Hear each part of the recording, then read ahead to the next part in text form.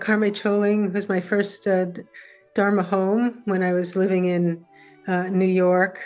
I was originally from New York City, and I would come to Karma Choling, and it was always the place where I could exhale. Karma Choling was the first Buddhist land center that I ever went to, and I did a month-long daton, a sitting practice for a month. And it's where I really discovered basic goodness, my own basic goodness, and that changed my life. Going back there always feels like coming home. I have a longing actually to go to Karma Choling and be with other people because there's something very potent about sitting in a space with other people. You're not saying anything to each other, but so much is being communicated. And there's so much connecting to the heart that each person is doing, and it's palpable. Well, I would say, personally speaking, every time I'm not on retreat during the Christmas season, I wondered what I was thinking. Because it's a time where there's can be a lot of social activity, but often it's not very restful. Mm-hmm.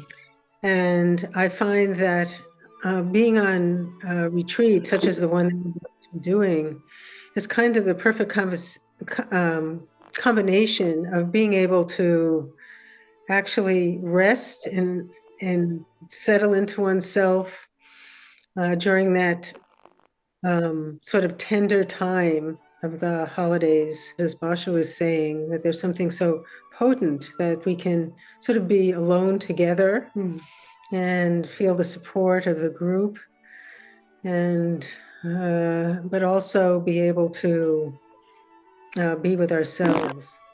We know we're ending one year and starting another, but it can all be a bit of a blur. And it's the very time when for myself, I find it really beneficial to pause and to just sort of let go. And from that real relaxation, I can see more clearly,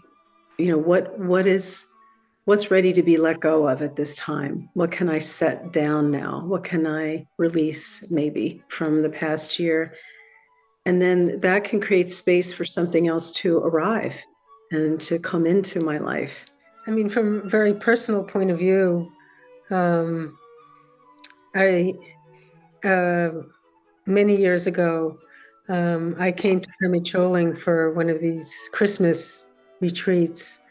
And it was maybe a month after my mother had died. And it was really such an important and a good place for me to be, because I could just really just feel the whole thing around that, and also being with other people in this really gentle way. And it really helped me through that. The ground of the retreat will be meditation, not surprising, and with other awareness practices as well for body and speech. And the mind aspect is, of course, the meditation and contemplation of different themes. And it's really being able to see what's really there for you. Mm-hmm. And in this challenging time, so perhaps there's grieving and fear and appreciation and the whole gamut. Mm-hmm. And to really just take the time to pause and give yourself a chance to actually feel what that is. So there's something about what you've just described, Eve, that's more about tuning in rather than tuning out. Now, honestly, I think it takes a little bravery to do that. There's also an aspect of really being able to be kind to oneself and really judge your capacity to be able to be with whatever's arising. And sometimes the emotions are very strong, and the feelings about what's happening in the world and the environment. And, we're facing a lot of challenges in the world. And that's reflected in everyone we relate with.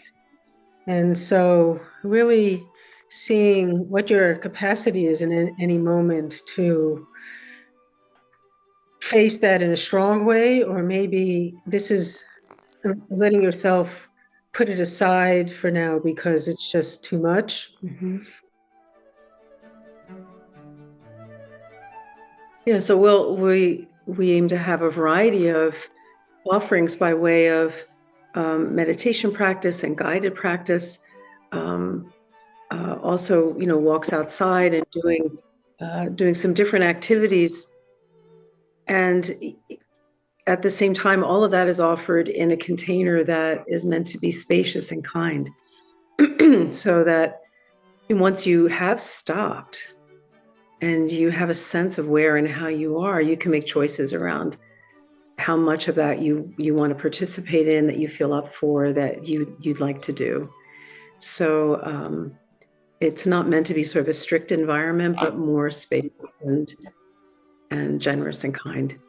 What's on offer at Karma Choling is a chance for people to, first of all, make a connection with themselves. And then you're more available to connect with other people and can perceive that they're wanting to connect with you. So it just makes it easy to create that container for this kind of retreat. We'll also be doing movement exercises, and I'm a longtime practitioner and teacher of Tai Chi and Qigong. And there's a series of exercises that are methods for relaxation and methods for cultivating the qi that anyone can do. I mean, if you're living at Karma Choling and can navigate Karma Choling, you're qualified to do these exercises.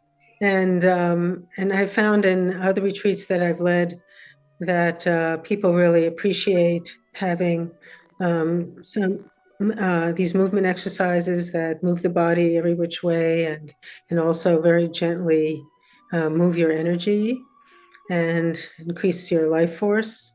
And so we'll be doing that every day and learning some of those exercises, as well as walking outside.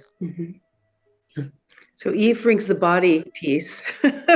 I would say that my offering is more in the speech realm, and I say that as well, I guess from a couple different angles. One is I'm a singer, and I know, Dan, you're a singer too. I've heard you sing, so I know I'm not going to be alone in that. But I was part of a singing group that had the good fortune to be taught by Pauline Oliveros, and she developed a whole body of practice called deep listening. I don't know if that's familiar to anyone in the room, but she developed these amazing exercises that help you to listen to yourself and other people in the environment. It's like perceptual exercise, I guess.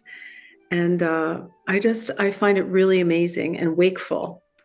When you do exercises like this, it's all about creating relationship with the environment around you and also within you. And it's really rich material. So we'll be including some of that.